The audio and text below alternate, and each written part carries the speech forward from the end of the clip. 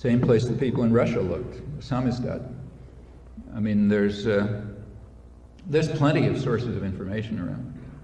First of all, you can learn a lot in the press. You know, it's not a controlled press after all. And if you really read it carefully, you can learn a lot. For example, take, say, this thing I mentioned about the Senate vote.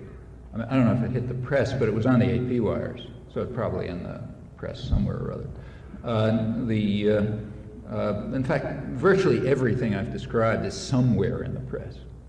You know, like if you take a look at the stuff about the health campaign. I mean, the fact that the majority of the population is opposed to the system that's being rammed down everyone's throat. Well, that's actually in the press. It's true, it's hidden in paragraph 93, but it's there, you know, and you can find it. So there's an awful lot you can find in the press. In fact, if you do what you really ought to do, start by reading every article from the end back to the front. You know, most of the lies are up in the front, and then as you get down to the story, you know, it turns out there's a lot of stuff back there. Apart from that, there's quite a range of other materials. I mean, from church sources, from dissident groups, from environmental groups, from, you know, all the activist groups around and so on. They all put out a ton of material, and much of it is very valuable. The thing about the Panama trial that I mentioned is there if you read the Central American press. It's in English, you know, it's too expensive to, you know, you can't subscribe to it unless you want to spend a couple $100, but a library could, probably isn't libraries. So there's plenty of sources of information. But the main answer to your question, I think, is that it doesn't matter how much information is around unless you have it accessible to you. And as an individual, you can't have it accessible unless you're an absolute fanatic.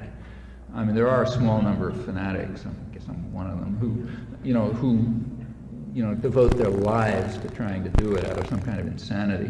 But normal people can't do that. You have lives to lead, you know. You can't act like a fanatic. That's why people have organizations.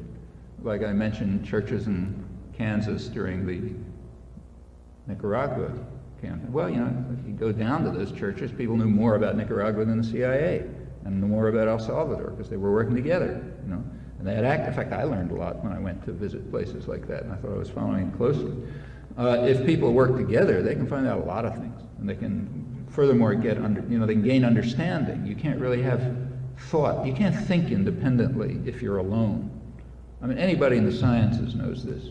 Like in the natural sciences, you work together, you know. That's why you want to teach graduate courses, because the graduate students have all the smart ideas, and you interact and you figure things out. Anything where you're trying to really understand something is a collective activity of some kind.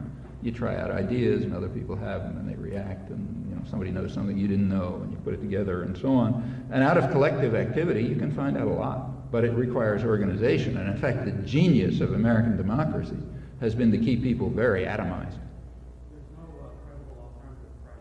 Well, I can tell you what I think is credible, but that's just believing what I think. There's no reason why you should believe that any more than you should believe anything else, you know? I mean, like, you know, I write in certain journals, and I think they're by and large credible, and I can tell you what I think they are, but my point is that there's absolutely no reason for you to trust my judgment. I mean, you know, why my judgment instead of some guy who edits the New York Times? You got to trust your own judgment, which means you have to look and see, you know? I mean, like, I write for Z Magazine, and I think it's credible, but that's my judgment, you know, maybe not your judgment.